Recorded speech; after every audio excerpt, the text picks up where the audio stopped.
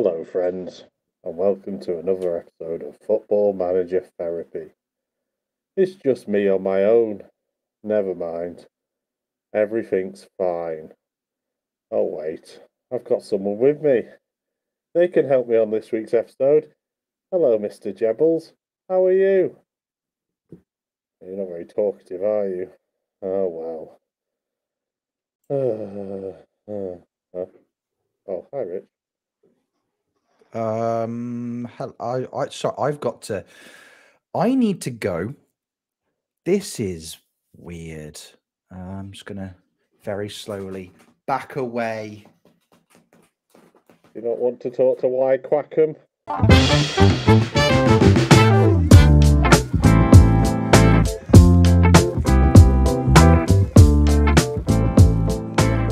Hello there, friends, and welcome back to another episode of Football Manager Therapy.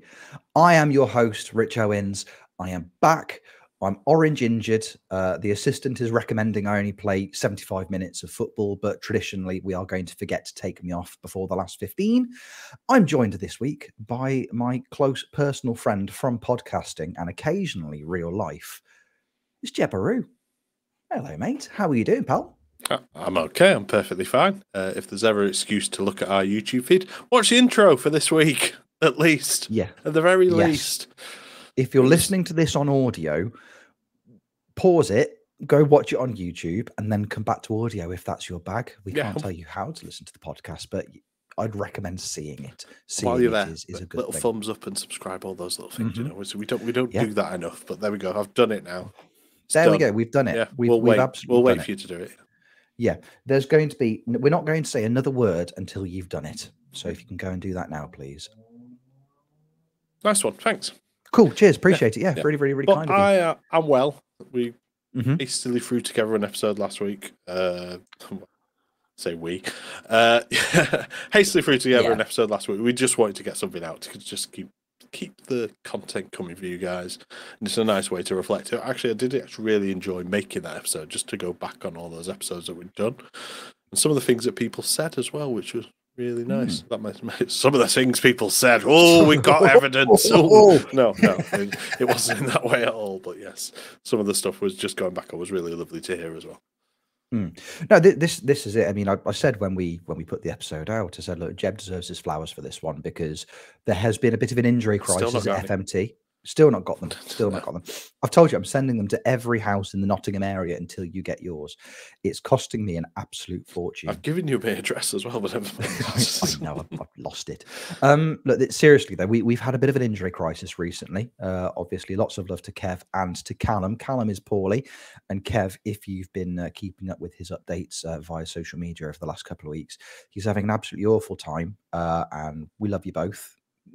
It's horrible. It's absolutely horrible when people have to go through things like this, and it's even worse when it's somebody as wonderful as Kev that it's happening to, especially. So we love you lots, mate. And Callum, please get well soon. We miss you too. Yeah, but definitely. This is it. Yeah. I think with Kev as well. Like streaming's a big part of his life as well, and he's not getting to do that as much. So if he is streaming, make sure you go in, give him all the love. And even if you just see him in the chat, because he's still in a lot of chats and chatting around streams and stuff like that, just chat to him, just see how he is. I mean, he really appreciates it. He does. It goes a long way. It goes a long, long way with Kev. So, and then obviously last week as well, Mrs. O had the COVID in 2024 retro. So Jeb just threw an episode together all by himself, which was wonderful. And I really enjoyed going back and watching it as well, because since I've been part of the podcast, I don't tend to listen to them as frequently as I did beforehand because I was there. I experienced it firsthand. I don't need to go back and try and remember what I said. But actually getting to go back and catch up on some of those really interesting conversations with Lana, with Tony, with Lelujo, with everybody, really, it was fantastic. So thank you very much, mate, for saving the day at the last possible second. Sure, let's go with that. Let's go with that. Yeah, cool. Let's go with that. Again, I'd never say it to Jeb's face. I'd never say it to his face. But I think it's okay. He's not here. He's not even here. It's not even here. It's just some kind of duck mask. No. Yeah. Now, we've started this quite friendly. I think we've started it quite. We've laid the groundwork of friendship, but realistically speaking, over the course of today's episode, that could all go a little bit awry. because we've been busy this week. We got together for the first time in a couple of weeks, Jeb and Kev and I, on Thursday evening. We got together to finish season 4 of the Football Manager Therapy Network Save. And my goodness, a lot has happened in the last few days. 5 hours of streaming on Thursday night will attest to that. We all really wanted to do 5 hours of streaming, didn't we? All 4 of us were desperate to stream till 1 a.m. 4 of us? Yeah, cool. Four of us. Yeah. Everyone's favorite Arsenal manager was he was. Was he back again? Yeah, cool. He's back. Yeah, he's back. He's back. Jamie was there. He was just very, very quiet all evening. And to be fair, this is not a directed dig at you. It's also a directed dig at the game just falling over as well. we've got words to have. I forgot to message our good friend Nick about that. Yeah, we had some questions. Everything went a little bit wonky on Thursday night, didn't it? Yes. I guess if we start from the beginning, for people who don't know, we finished the season off. We all had around 7 games left to play of season 4 of the Save, and we were all chasing different goals, realistically speaking. I was inexplicably trying to win the league, and yourself and Kev were both chasing European and possibly Champions League football. I think the first thing that struck me was that we all finished, obviously we all finished the season, but we all finished the season at very, very different times. Yes. It went a bit strange. I don't know, so the way the network Save set up, it should be Saturday and Wednesdays. But I think there was that many teams still in European competitions and FA Cups as well, that it just kind of messed it completely up. So Kev finished his season in April, pretty much. And I had to play another game, after Kev had finished his season. Then you had to play 2 games, was it, afterwards? I think I had 2 games left, yeah. And then Arsenal was sandwiched between me and Kev, had to play 4 games, and it just got more and more confusing. I mean, even to take it back even further, just to go back where we were on the network Save, we'd done all right, and I think I got to the last 16 of the Champions League and went out to Barcelona quite horrendously. And I'd also signed Neymar. I think we've teased about talking about this, but yeah, I'd signed Neymar for 10 million. 10 million, and he's getting 350 grand a week. And somehow, by the end of the season, Neymar had played 13 games and got as many assists. He was brilliant on corners, brilliant on free kicks, but then also just good at just running in the box and getting them in. Got a few goals as well. And I still don't know how this happened, but on the final week of the season, Neymar was my best trainer, which I never expected to ever see. Even in his prime, I wouldn't expect to see Neymar as your number 1 trainer on a 9.5. So that was interesting. So I spent 10 million on that, and you spent 107,000 million on Noddy Madueke? Not Madueke. It was Madueke, yeah. How much was it? Came. Well, it's actually, I think you'll find it was a very, very reasonable, I think 109 million pounds, actually. Now, I think for context, it's easy to laugh at that transfer, but we've got to remember that first and foremost, this is because we carried the Save over from the FM23 database. Noddy Madueke on FM23 consistently across most people's saves became one of the best players in the world. Somehow. I don't know how and I don't know why, but he consistently became very, very good. And the only reason we bought him is because I sold Yerry Pino for £135 million to Tottenham Hotspur for some reason. Daniel Levy got it.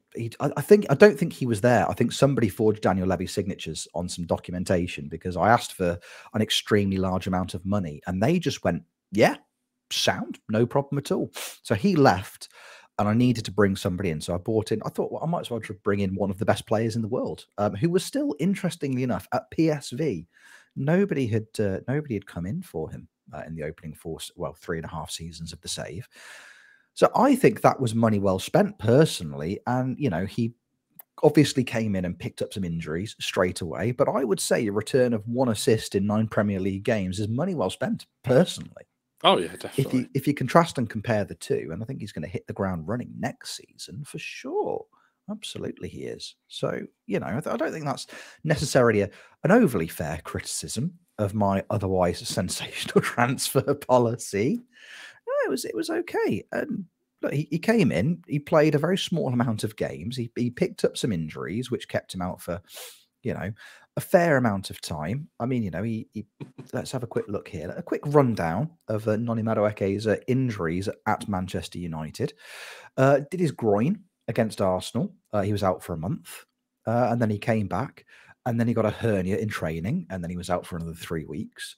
And then he pulled his hamstring versus Spurs and was out for pretty much on the last day of the season. So, did he really have a chance to contribute? Yes, he did, I think. Sure? Yeah, I think he actually realistically did. So Neymar was doing very well for you. Madueke he was there. He was on the pitch for me. But fortunately, everybody else in my squad was doing the heavy lifting. Harvey Barnes, who we signed kind of not long after we arrived at United, he was one of the first signings that I made. Are you only mentioning him because Kev isn't here and Kev can't lambast you for him? I feel like I've just said the name Harvey Barnes, then somewhere on the south coast of England, Kev has just got really, really angry. Like, it's a really clear sunny day down there, but there's suddenly just a quick flash of lightning and storm clouds appeared above his house. Kev doesn't like the fact that I signed Harvey Barnes for Manchester United. Kev is weirdly against it. He's quite angry about my acquisition of young Harvey, or to use his full name, Harveston Barnes. Harvey Barnes was in that run-in was dead good because we needed a left-sided player to come in, and Harvey Barnes came in and did absolute bits for me. He came in, hit some form, scored some goals, got some assists, and carried on the most unlikely title charge in Football Manager history. That's not only were Man United potentially Premier League winners, but that was being powered by an incredible run of form from Harvey Barnes. Who saw it coming? Not me, not any of us. I think Kev doesn't like it because Harvey Barnes keeps Gonzalo Guedes out of the team. Sorry, not Gonzalo Guedes, Pedro Goncalves.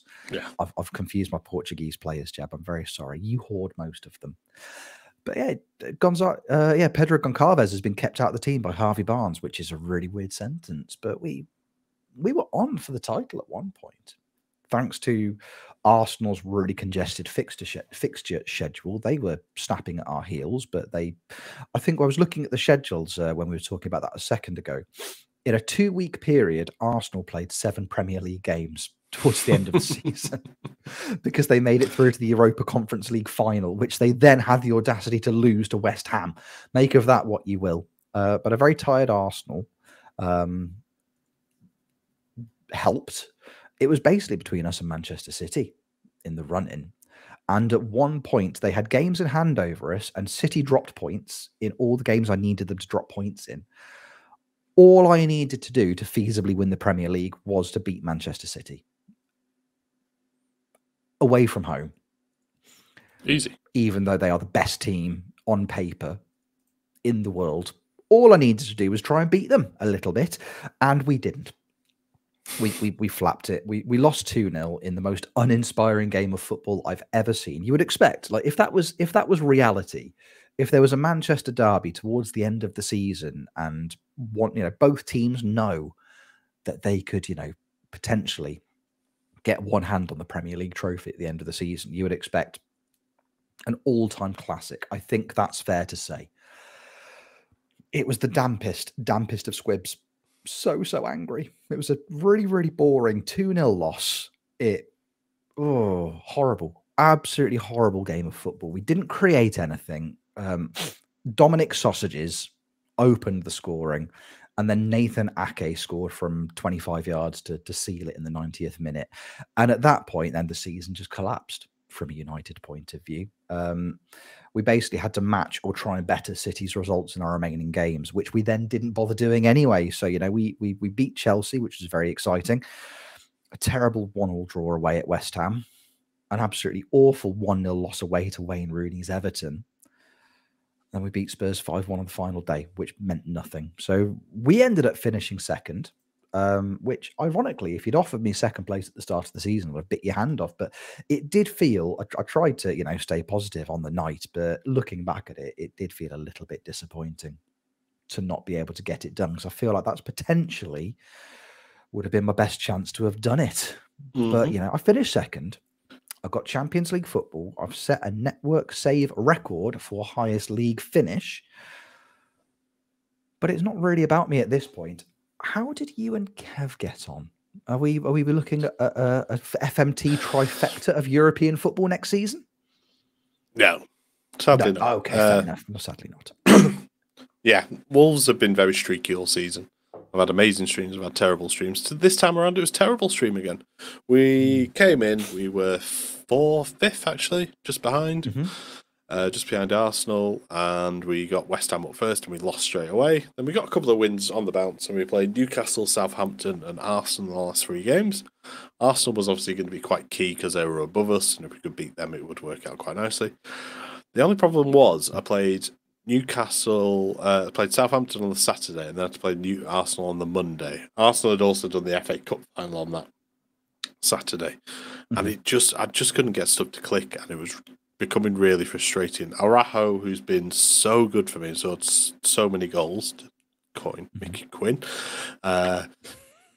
he just stopped scoring. He didn't score for all of that stream, actually, just having a look back at it. We had Viper come in, Schick came in, and they scored a couple, but I couldn't get Araujo firing. Neymar was still putting in assists, etc., but we just couldn't get going. We lost to Southampton 2-1 very disappointingly, and then we also lost to Newcastle 3-1, where we were 3-0 down, and we just gave nothing. The consolation was in like the 95th minute.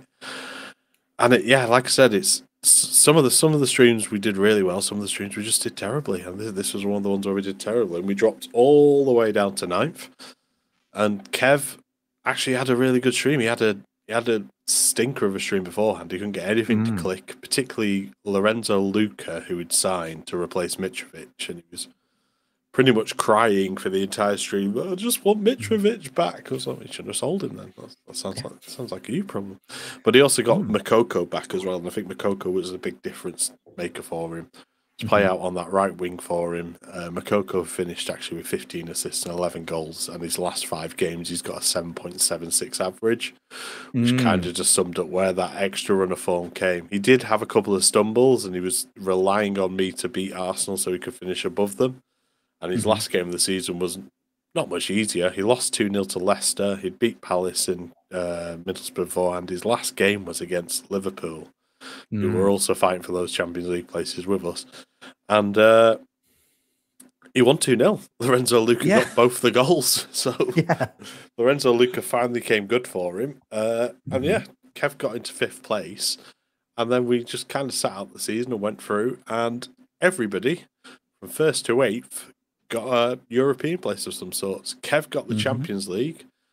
Chelsea and Tottenham finished just below them. They got Europa League, and Newcastle went into the Conference League, and me and Nate got nothing. We didn't get a European place on goal difference, so we are on a rebuild. Before that rebuild happened, though, we got called into the boardroom again. End of season. Disappointed with the progress. It's like, oh no, not again.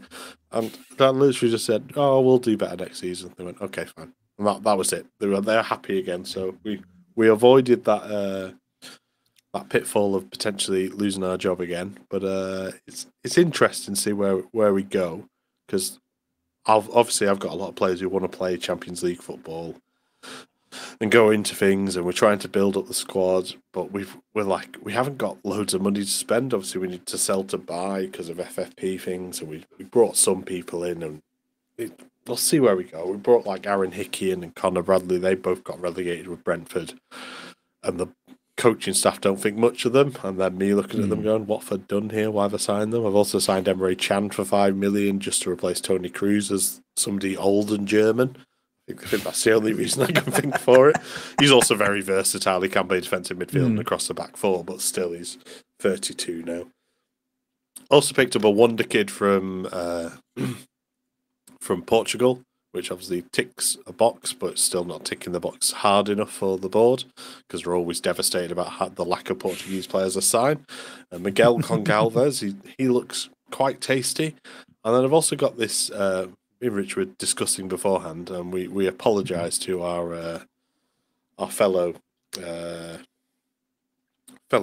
Portuguese people or people who know their Portuguese history, I've also got this player that I had called Inácio Sousa, who's coming back from on loan. I bought him for 1 million and loaned him out straight away. He's going to be the next Fernando Peirateo. And we're just like, oh, great. Who's Peirateo? Yes. And then we looked him up, and he won 16 titles with Sporting and scored 544 goals and also finished top scorer 6 times. So he might be all right, but this was like 1940s, I think, 1930, 1940s. But there we are. So he might be all right as well coming in. And then I put the clip out in the FMT Discord because I had to go back and just double check it wasn't some sort of horrible fever dream. So I've wound you up about Ocean Man many, many times. I've also found out that you can't put Osserman in Twitch clips, so I don't know why. You cannot use his name, so I've had to call him Ocean Man. Oh, okay. So I've wound up. I've put the bids in for Ocean Man just to drive his price up so Rich couldn't sign him. It's worked beautifully a couple of times. So I joke. Hence Madueke. Yeah. That's literally the reason we signed Madueke is because I couldn't sign Ocean Man. That was thanks, Wolves. Yeah, so I joke. I think it was because I don't know why I did it. I'm still trying to figure it out. So Ocean Man unfairly got top goal scorer and player of the Champions League. Don't know. Absolute rubbish. No Lukaku. So I thought I put a bid in of 300 million for him. You know, well, there you go. Just put it in as a joke. Drive his price up just in case Rich is trying to go for him. And the board came to me and went, what are you doing? Why are you putting this bid in for him? It's far too much. We'll accept 262 million. I was like, what? So it's like, you're willing to give up this money? So did the talk to the board thing, and then I went, come on, 300 million. They went, oh yeah, okay, fair enough. And then I cleverly then went into our finances and went, oh, look, we're 160 million pounds in the red. I'm not going to continue with this transfer, but you were going to go ahead with it. So if I ask for more money, you've got to give me that money now. That's how it's got to work, hasn't it? That's definitely how it's got to work. Surely I've now got that email so I can just refer back to it. Yeah. Like RE or forward just on every single time they try to, look, you said you give me 300 million whenever I wanted it. That's basically what I heard. That's exactly what it is, isn't it? Yeah. That was, I think that for, given all the incredibly weird things that happened on Thursday evening, that for me is one of the weirdest because it seems like 5 minutes before you were in the boardroom being threatened with your job. Yeah. And you're like, come on, lads, give me one. We'll be all right. And they've gone, okay, fine. And then 5 minutes later, no, you can have 262 million pounds to spend on Ocean Man, but not 300. Oh, God, give us 300. Yeah, all right then. Fair enough. It's like they are the most inconsistent bank managers in the world. It's quite incredible. I really wish you'd gone for it as well. I think that would have been hilarious. Ironically, I wasn't interested in Ocean Man. So, you know, but thank you for if I do want to go back for him. Yep, You've driven the price expensive now, yeah.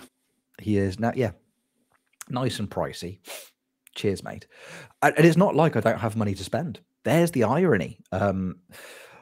It's been really, really hard generating income at Manchester United over the last kind of, season and a half because everybody was on, all the rubbish players were on 300 grand a week. Nobody wanted to buy them. My transfer revenue percentage was painfully low. But I've been working my way through trying to shift on all of the really, really high value players that I think I could replace with somebody as effective, but significantly cheaper in terms of things like wage. Like, for example, we got rid of, in January, we got rid of Raphael Varane, who was starting to decline. We bought in Tomori, who was on half of Varane's wages. He was a fairly respectable, transfer sum. We're selling high and then we're buying slightly cheaper to try and strengthen in the long run. And it's been going quite well. I said at the start of the stream, my objective on Thursday night was to sell some of the big players that we had left at the club that I thought I could replace with more effective younger players. Like I wanted to get rid of Bruno Fernandes. That was the objective. I've been trying to shift him on for about a year, if I'm brutally honest with you. We did that thing where he was like, oh, boss, I want to leave. And I was like, okay, well, if we get a respectable transfer offer, I'll say yes. but it has to be a respectable transfer offer. And he's like, oh, what's respectable? And you do the thing where you click on, well, what do you think a respectable offer is? And they come back with like 91 million pounds. You're like, yeah, I'll take 91 million pounds for you, a nearly 32-year-old Bruno Fernandes. That's absolutely fine, because that bid will definitely come in, won't it? And then it took a year. And at the end of the season, I was like, oh, we'll properly bang him on the transfer list now and just see what happens.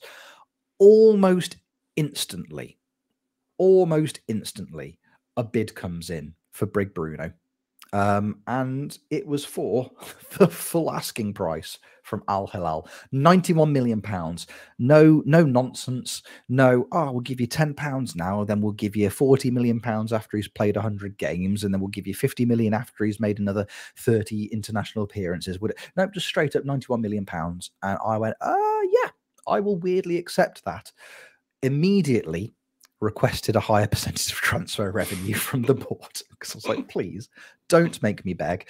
And they instantly said yes. So I am now rolling in it, because financially I am entitled to a staggering 80% of my transfer revenue, which I think when I arrived at United, I think it was 30. So we've slowly dragged it up over the last couple of years, which has been lovely. So Bruno Fernandes goes. And then I start looking at what else I have. And I'm like, look, it's the summer transfer window. All of those Saudi clubs are going to have regenerated their infinite wealth and are going to be interested. And you start looking down your players. And we've all had this in FM24, especially if you're managing a slightly higher reputation club. A good 50 to 60% of your first team are wanted by some form of Saudi Arabian club. Like, it happens every single time.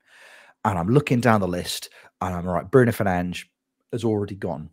Then I'm looking at the likes of Lisandro Martinez, who has been good, and he's had a good run of form in my back three all season. But he's very, very small. I do rely on set pieces, and for whatever reason, they always aim for the smallest man in the box. I'm like, if I can replace him with somebody tall who is equally as good, then I'm onto a winner here. So let's just see if we can get some interest. And you ask the agent, hey, we're thinking about maybe selling Lisandro Martinez. And they're like, yeah, Saudi Arabian clubs will give you 80 million pounds for him. I'm like, yep, that's absolutely fine. Exactly the same thing with Diogo Dalot. And I'm thinking, right, I am going to have a transfer budget. Obviously, after the sale of Bruno Fernandes goes through, and after these two sales go through, I'm going to be sat here on around 200 and something million pounds. And it's releasing about 600k a week in wages. I could potentially, I've got a title winning rebuild to make this summer. We could make this work. We could actually realistically go into this season properly challenging for trophies. And then I get some transfer offers for Martinez from Saudi Arabia for about 83 million pounds. Yep, sold. Diogo Dalot about 62 million pounds. Yep, sold. I'm like, right, this bodes very, very well. And then I get an email. Oh, hello, it's us, the Glazers, you know, everybody's favorite football club owners. We're going to probably sell the football club now to somebody. So we're placing you under a transfer embargo. So instantly, all my outgoings that haven't been already agreed get cancelled. Thankfully, the Bruno Fernandes transfer was already done. So that was money in the bank. But they cancelled the Martinez transfer and they cancelled the Dalot transfer. I had offer accepted for Jeremy Frimpong, who's now at Bayern Munich. Because I'm like, well, if Diogo Dalot's going, let's replace him with somebody good. Let's get in Jeremy Frimpong. That gets cancelled. And I just have to sit and wait. Now, last time there was a transfer embargo placed on the club, because it happened around this time in the last season, it took about 3 days for it to get resolved. This took significantly longer, hence why Jeb and Kev very kindly accommodated streaming till 1 o'clock in the morning. So I was like, yeah, I think you got that approach at like 11:30, didn't you? Yeah, and I was like, oh, this will take half an hour. Nope. Yeah. An hour and a half later, it dragged on and it dragged on and it dragged on until eventually, I'm thinking at this point, look, the last one took 3 days, and they said no. This has taken significantly longer. Surely they're going to say yes. Like, surely. And I can't adjust my budgets. My objectives for the upcoming seasons have just been left blank. So I can't, I'm just waiting. I literally can't do anything until these transfers go over the line. Eventually, I'll get the message. Transfer embargo is now lifted because the sale of the club hasn't gone through, because the Glazers are being very glazery. At this point, by the way, I've got 2 shirts from behind me on the rail. I've got a green shirt and a yellow shirt, and to drape them over me because I was right. This is what the United fans do in these situations. They get the yellow and green shirts on, and somehow it helps. I don't know how it helps, but somehow it does. The transfer embargo got lifted. I went back because I was like, oh, let's just check and see how long this has been going on for. I think it took about 3.5 in-game weeks, give or take, but it felt like longer. I found an email that nearly broke me, because it was an email that I'd missed when they first announced that the transfer embargo had been put in place. My transfer budget, had the sale gone through, would have been £792 million. £792 million. And it didn't go through. Kev was delighted, weirdly enough. Shame. Yeah, I know. I've never had anywhere close to that. Never had anywhere close. Like it just, honestly, it nearly broke me. It nearly broke me. But you know, I've got rid of, you know, I've managed to get deals back on for players like Diogo Dalot, so he's leaving again. I can't get Martinez to go because I can't get the Saudi clubs to put the bids back in. We got Jeremy Frimpong done again, which was absolutely fine. Now my biggest concern is because we've loaded up the save this morning to have a little, just to remind ourselves as to what went on the other night. I've had some bad news about my finances. It's very, very likely that I'm going to fail financial fair play this season, which doesn't help. So unless I can sell very, very high, and there might be some wonder kids in my academy that I might not have noticed previously, I could be in a little bit of trouble over the next couple of seasons. So I'm going to have to try and sell a lot of players, balance the books, and then maybe just not buy anybody else. I don't know, but that doesn't really seem like the best strategy. I have got some players on free transfers coming in, which is quite exciting. I've got Manuel Ugarte. Is it Ugarte? Is that how we pronounce? Who's still at Sporting? Why not? Yeah. Ugarte. He's still at Sporting in this save. He's only 25. And he looks very, very good. And he's going to come into my midfield and just kick people. So I'm quite happy with that. And I've got a lad called Nicolas Gonzalez coming in from Fiorentina as well, who looks very, very good. So they're both coming in on free transfers. So, you know, the wage budget will take a little bit of a hit. But, you know, it's first-team quality players that I'm not having to pay any money for. Ivan Toney is leaving. Leicester have, for some reason, offered me £31 million for a striker that I think he went 12 games in a row last season without scoring. Wow. And Leicester City have gone, that is the solution to our goal scoring problems. So he's leaving. I do have a bid in for a replacement striker, which I'm just going to say it. I'm just going to say it because we've got a contract out to him and I think it's too late for anything else to scupper. I've put in a bid for Dominic Solanke. I've done it. I'm going for Big Dom, who we know consistently has been the best player in the world in this save. A former Premier League Golden Boot winner, 23 goals in the first season of the save, 28 in the second season of the save, and we don't talk about seasons 3 or 4 where Bournemouth have inevitably, I think they've been relegated this season. They have. Yep, they finished 19th. Mauricio Pochettino's Bournemouth have been relegated, which isn't ideal. But, you know, we've got a little cheeky offer in for big Dominic Solanke to replace Ivan Toney. I think the rest of my transfers are going to just be bring in some youth players for the future. I've got a Japanese wonder kid goalkeeper coming in. We managed to get that over the line last stream. I need to see if I can get rid of David De Gea, who stupidly, when he signed a new contract last season, I put in yeah. If you play 20 games this season, I'll definitely give you an automatic 1-year contract extension, forgetting that David De Gea is my first choice goalkeeper. So forward planning is not my friend. But I think there is the capacity for me to possibly do a bit of damage next season.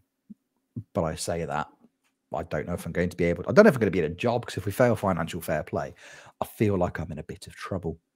So we'll see.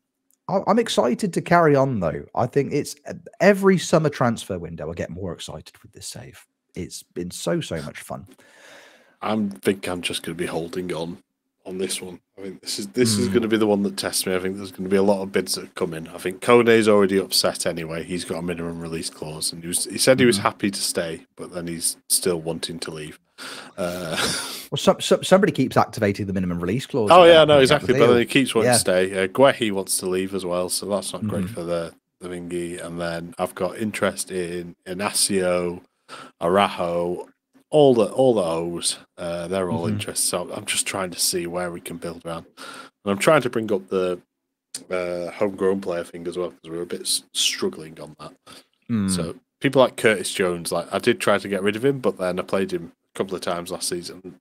He did really well. There was a game where I think he got like a 9.8 because he just phenomenal assists. Like so, he did, yeah. He just turned into an assist machine, didn't he? I mean, I keep going back and looking at him, and he's just all green on the. So if you got your color-based attributes, he's all green on the attributes for pretty much everything apart from heading and long throws. So maybe build a midfield around it. I mean, we've still got Kefi, Thuram, and Nunez. We're still holding on to them. So, and of course, Emery Chan's coming in as well. So there we are. Exactly. We'll see. Like I said, it'd be nice if we can get a marquee signing, but I don't know where to put a marquee sign, to be fair, because I've got so many players now. That's the issue. So it's quite a bloated squad. It's like I'm trying to remove like Eddie and Nketiah were signed last year. Didn't need him. Didn't really play him. Decore was signed the season before. He was a good backup for a defensive midfielder, but to be fair, Thuram and Nunez could be those backups for a defensive midfielder. You can just drop them in. Wingers have got 4,000 of them, so Neymar wasn't needed because I've got Neto, Abada, I had Tell, I had Conceição, who was on loan at West Ham. So, yeah, I think I just need to sit back and figure out what's Wolves all about, who's going to play where, and what we're going to do. Because we tried 3 up front, we tried 2 up front, we tried 1 up front, we tried 5 at the back. We pretty much played every system last season, so we haven't really got an identity. So maybe that's what this next season is all about, and maybe we'll just go win the league because we've got no other distractions. Yeah, sure, it could feasibly happen. Yeah, it could, sure, why not? Yeah, you can. A man can dream. A man can dream. I think it would be unfair if we didn't very briefly touch upon Kev's transfers as well, because Kev has just done what Kev does and just really, really quietly gone about his business. And I'm looking at the transfers that he's got confirmed so far. He's brought in Jean-Paul Van Heck from Ajax as a centre-back, who is really, really good. Yeah. But I didn't realise quite how good Jean-Paul is. Like he's...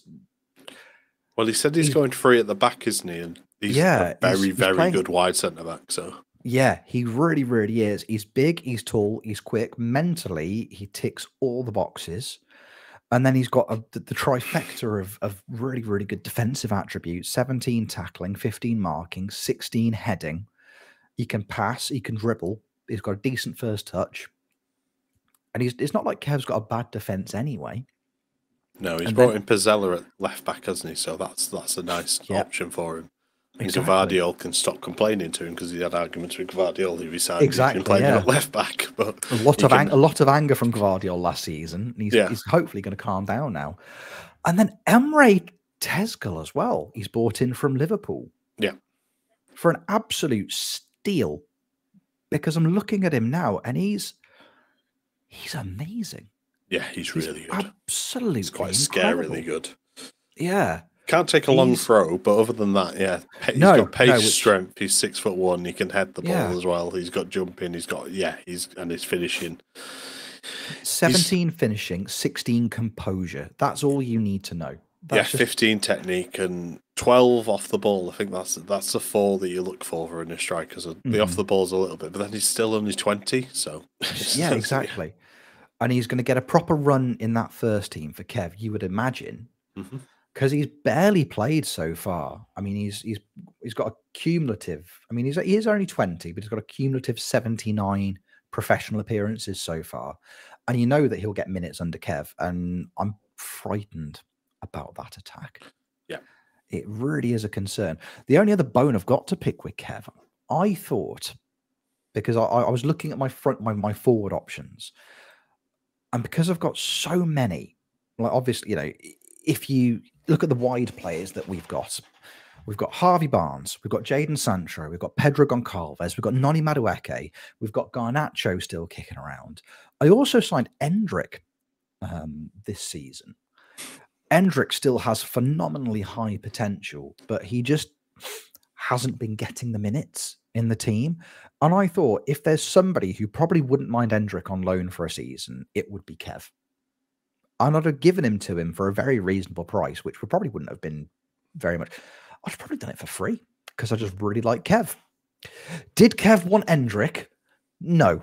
No, he didn't. Not under any circumstances could I convince Kev to take Endrick off me for a pittance. He's like, no, I just don't think I'm going to need him. I think, he's going to, Makoku's going to be playing there and he's not going to take Makoku's place. I'm like, yeah, but what if, go on, just take him and play him. He wouldn't have him. He wouldn't have him under any circumstances. I've ended up making a huge mistake by lending him to Stoke City, who at the time I thought, well, that's a sensible move. I'll lend him to Vincent Kompany's Stoke City. That's the move. That makes just been promoted, haven't they? So that's good. Just been promoted. Yep. Just been promoted. I saw that. I saw Stoke City first place. Oh, fantastic! He'll get a run of Premier League football. No, he won't. No, he won't, because Stoke City have just been promoted to the Championship. So, yes. It's also something that we need to question him on. Is he's put Solbakken on the transfer list. He has put Solbakken on the transfer list. Now, he was saying to us the other week that he doesn't think Solbakken has been particularly great for him in the run-in. So I think maybe now is the time for him to cash in. I know that last season, Solbakken did have a minimum release fee, which Kev has now got rid of. So he's got he's still got 4 years left on his deal.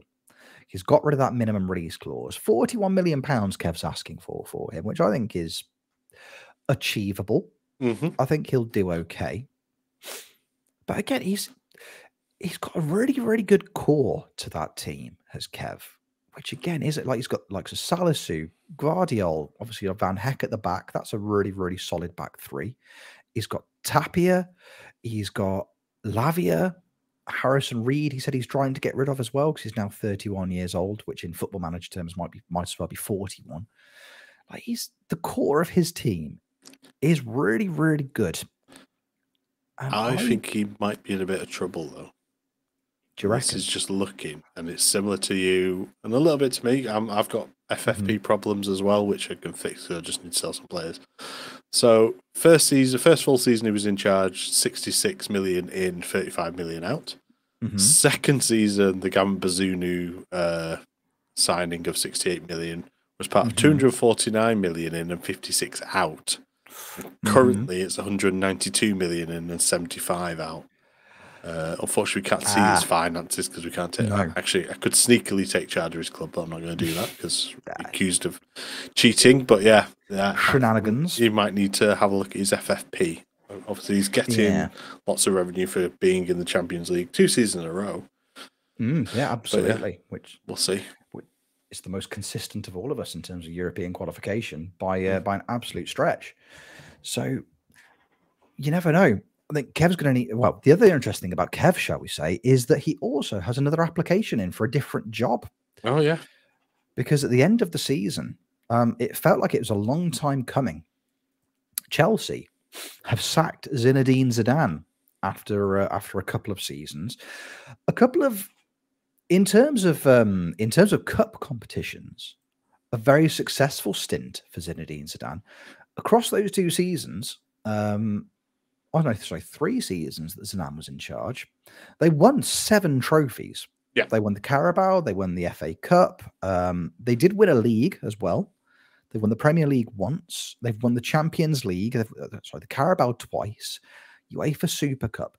They've been, in terms of cup competitions, they've been fantastic. In terms of the league, with the exception of that Premier League win, they've been pretty dire. So it looks like that seems to be the main focus now for the Chelsea owners. They're looking for a consistent Premier League manager. Kev has put an offer in. Kev has applied for that job. Chelsea is going to be a lot of work for him. They've got a big old budget at the moment. You can see financially they've got a £95 million transfer budget because Neil Bath, the caretaker, hasn't made any transfer dealings so far. maybe Kev could do a little bit of damage there. You never know, but time will tell. Time will absolutely tell. It's a very, very mixed bag of a team. There are some wonderful players in it, and there are some absolute stinkers in there at the moment. You know, it's really, really weird. Christian Pulisic is still there, who weirdly has developed into a really, really competent footballer. He's still got, obviously, because it's the 20-3 database, Mason Mount is still there. Yep. You know, he's got some, you know, Ben Chilwell is still kicking around, Reece James, Chalobah's developing really, really nicely.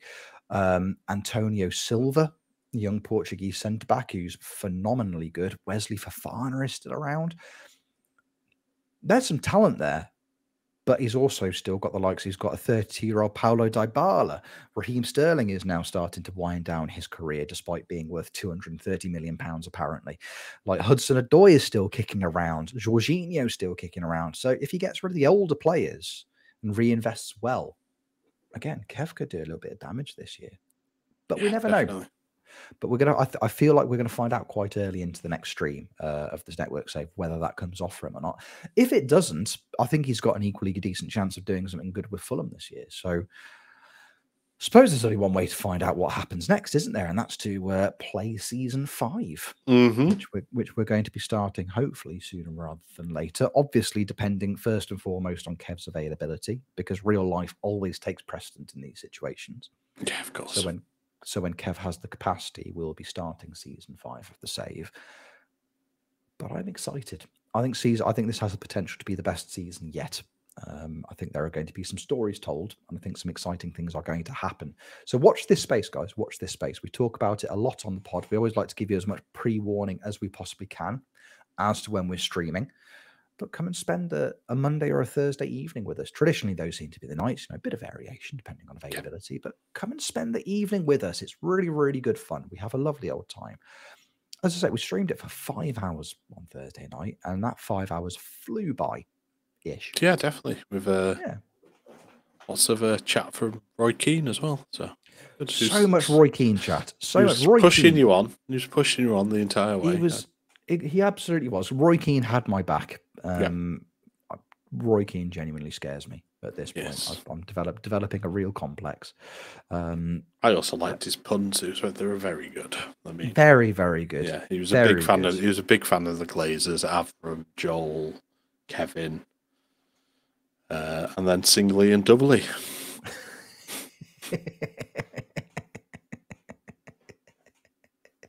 Yeah, nice one, Roy. You funny, funny man, you. But no, it was great. Happy days. So more network save, more verbal abuse for me from Roy Keane, please, and thank you. There was one other thing we wanted to talk about this week, and we kind of touched upon it last time we were together. We announced a couple of episodes ago that we are going to be holding the inaugural Football Manager Therapy Awards, which is very, very exciting. Because look, we like to think that as a podcast, you know, we like to think that we take into consideration and we like to feature and shout out the community as best we can when good things are happening. And many, many good things happen on a regular basis in the Football Manager community, in the wider spectrum of it. So we want to celebrate that. We want to spend a little bit of time reflecting on some good things that have happened over the past year or so, and you know, giving out a few awards to some special people within the community. But we don't want it to all be our decision. We want to factor you guys. We want to factor the audience into our decision-making process. So that's what we're going to do. We've got a bit of a list of categories. And over the next few weeks, we're going to start putting out some tweets with, you know, nominations. We're going to start, you know, things that we want to celebrate and things we want to talk about.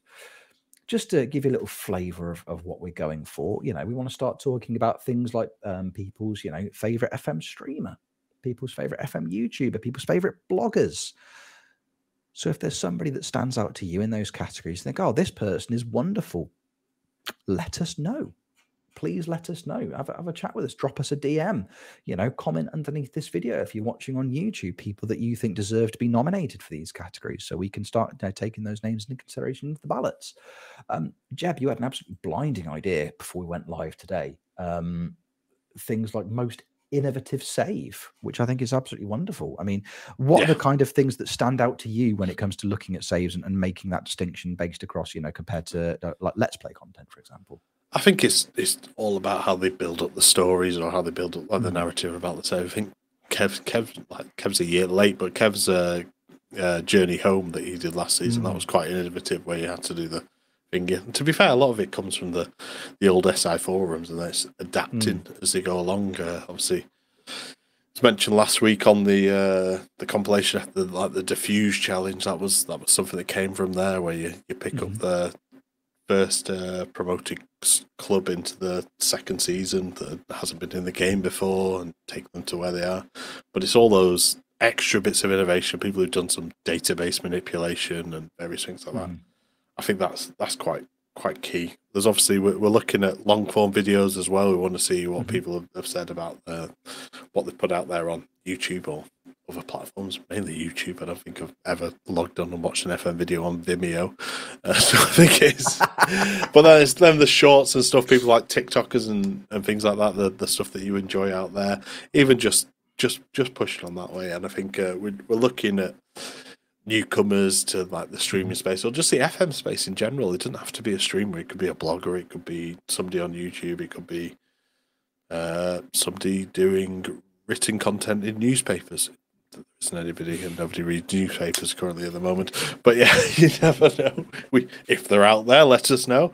And then also we're also reflecting a little bit on ourselves. So we have put some moments of the years.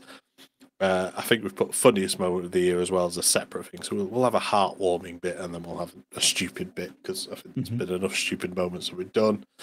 And I think, yeah, a couple more categories. If you've got categories you want to suggest, we can take them into consideration. We want to do this around BAFTAs / Oscar season. I think the important thing is all four of us are doing these awards as well. So we'll make sure it's a big thing, and we'll get a date finalised down for it hopefully soon. Absolutely. I'm looking forward to it, because it'll be nice just to sit down with everybody and just reflect on what's been a really fun year. Some, from a podcast point of view, from a wider community point of view, and like I say, it's if we can't get, it's important that we get the interaction from yourselves, from the audience, from the wider FM community, because it's about you guys, and we don't want you to feel like you've missed out in any way, shape, or form. So let us know if, like I say, if there's anybody that you can think of that deserves a little shout out. Somebody you think of. Oh, you know what? I've been watching this streamer recently, and they're new to the platform.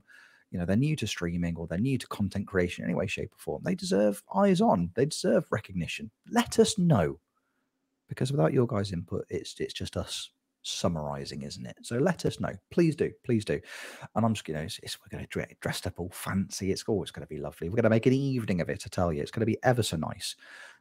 So please let us know. Yeah, definitely. I think you've got various platforms doing it, Discord, Twitter, obviously even just in the comments of the YouTube video. We're quite happy to reflect on them and chat to you about them there as well. But yeah, absolutely. I think it's, like I said, the interaction from the viewers and the listeners is very key on this, and we want to make it like community awards as well. So it's something that involves everybody. Exactly. So yeah, plenty to consider with that. So yeah, get your thinking caps on. Let us know. Aside from that, Jeb, I reckon that is probably a podcast. I think it is. Yeah. I don't have to do any more links in between, do I, or anything silly? No. Okay. Cool. No. I mean, okay, if you want to do an ad read for a company that don't sponsor us, just in case they're watching this and want to. Yeah. Great, cool. Yeah. Okay, just gonna put it out there, just as an option. No, there's nobody. No, I can't think of anything either. It's fair enough. No. I think this podcast, I'll let you have that this time. Yeah. Oh, cheers. Yeah, it's a podcast. Yeah, it definitely feels like one. Brilliant. Well, right, there we go. Happy days. Just before we go, then, Jeb, are you going to be getting your Morecambe on anytime soon, perchance? Maybe, or I might just be arguing with Google. Oh God, I've said it. It might activate. Yeah, I had an argument with Google, and Google was Portuguese for the whole time. It's basically like Toy Story, where Buzz Lightyear goes Spanish. It was like that. It was like Woody talking to Buzz Lightyear. So kind of, I don't know. maybe. I'm lost on that one myself. Yes, twitch.tv/Jebaroo. Tangents, maybe. Lots of them going on. Also, twitch.tv/YCallum. YouTube.com/YCallum. All of his Slough stuff is going out on there. And I'll let you promote for Kev. You could be Kev's. I will. I'll be Kev's advocate, which normally you are, but only when he's Kev Lesnar. Yeah, I think when he's regular. Apparently he's returning soon. Yeah, exactly. There's challenges emerging. But when he's regular street clothes, Kev, I get to do it. Twitch.tv/the United City FM. Go spend a bit of time with Kev. As we say, due to just bits and pieces that are going on behind the scenes for Kev, his streaming schedule is a bit sporadic at the moment, but when he gets the chance to get online, if you get the chance to spend a bit of time with Kev, I'm sure he would absolutely love that. As Kev has said himself in the past, he's not a content creator, he is a community creator, and Kev values the time that people spend into hanging out with him when he is online. So if you get the opportunity to do so, please do. If he's doesn't make it online, drop him a little message. Just ask how he's doing, because I'm sure that would mean the absolute world to him. So please do those things. Please do those things. If you want to hang out with me, you're more than welcome to. Twitch.tv/Rich Owens FM. I'm now into the 4th season of my What's the Story Former Glory save. I'm at Ajax and it's going terribly. So feel free to come and laugh at me because I've made too big of a jump too quickly in terms of the clubs I'm managing. So come and laugh at me and say, Rich, you should have taken a job elsewhere, and I will agree with you. Obviously, if we do get the chance to do some network save in the not too distant future, we will let you know. So come and hang out with us for that as well. But there we go. Happy days. Podcasts, aren't they good? It's been lovely to be back. I've massively enjoyed this. Thank you for spending the morning with me, Jeb. And obviously, here he comes. Oh. He's not. He's tricked me. He's just waving. Hey, there he is. It's Mr. Jebbles. What a good boy. Thank you very much for spending your time with us on another episode of Football Manager Therapy. We will see you on the next one. Take care. Love you lots. Bye-bye.